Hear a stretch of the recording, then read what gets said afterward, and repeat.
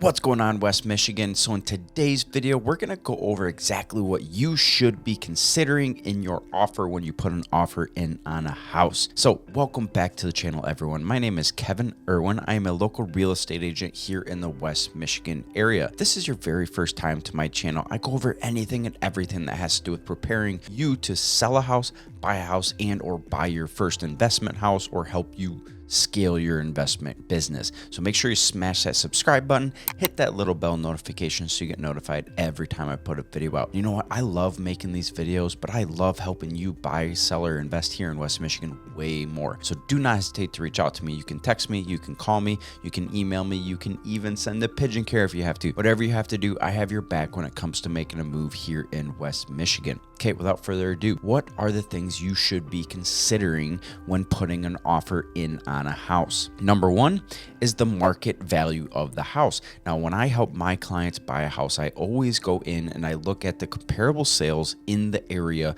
to make sure that I can help you guys decide what you need to offer on that house. So you want to make sure that you're looking at the market value of the house and make sure that it's actually priced properly. That way, you know, usually we can feel if there's a seller out there that's like trying to go for gold.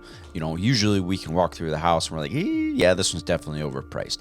But pulling the numbers and looking at the data is going to really solidify what kind of offer we should be putting on in terms of our purchase price on the property. The other thing we need to look at is the terms of the offer. Now, I do list a lot of houses and I help people buy houses. Typically, my ideal client that I typically work with is somebody that's looking to move up in house or move down in house. So a lot of times I'm helping them sell a house and buy a house. That is typically what I'm doing. So with this in mind, when I'm a listing agent and I'm helping you sell your house, we're not looking at just the purchase price of the offer. We're looking at all of the terms. What is the days after close? Is this cash, conventional, FHA, VA, rural development? What is the inspection contingency on the offer? Are they looking for a home warranty? Are they looking for a survey? These are all things that we can play with in our negotiations on getting that house. Now, same thing on the buyer side. We're going to look at the situation of the particular house. Maybe it's a house that is a newer build and doesn't have a survey, or maybe it's in town, downtown Grand Rapids. There's no survey on the property and there's fences everywhere. Or maybe there's no fence and you want to put up a fence. It's a probably good idea for us to ask for a survey. Now, when I am putting a purchase agreement in on a house for you, typically what I'm going to do is ask for a survey every single time, because surveys, they're a little bit expensive, but they're not bad. And this is going to prevent encroachment onto your property, or it's going to be able to tell you whether or not there's already encroachment on your property, meaning like the neighbor's fence is actually on your property.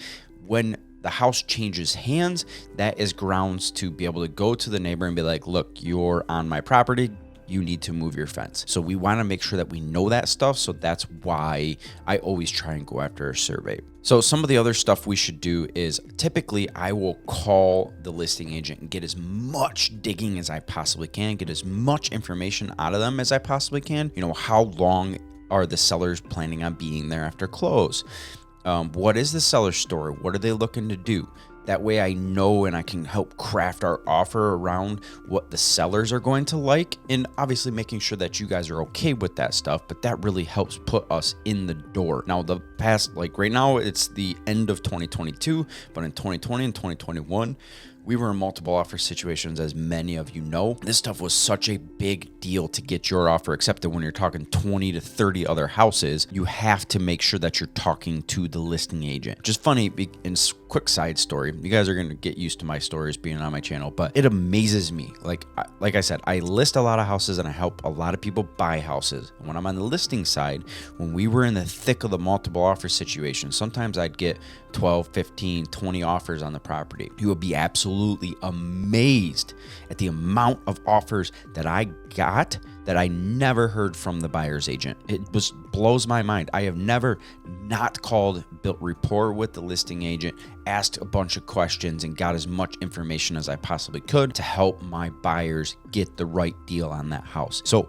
With that being said, make sure you're working with a true professional real estate agent and not working with, Uncle Joe's sister's cousin that just got their license and works at a no-name brokerage that doesn't have any training. Make sure that you're actually looking at who you're working with and interview them and ask the tough questions. I will do a video on questions to ask your realtor so that you guys are prepared for that. Okay, let's keep moving. Okay, so this next one is actually the seller's motivations and your own motivations. The seller's motivation, this comes back to calling the listing agent, building rapport, asking them what the sellers are looking for so that we can craft the offer properly. Because let's say that they need longer than 20 days in the property and you're able to actually give them longer possession where nobody else called, none of the other agents called and built the rapport, didn't find that out, and we had a bunch of offers that were really close to each other and you gave them 60 days possession.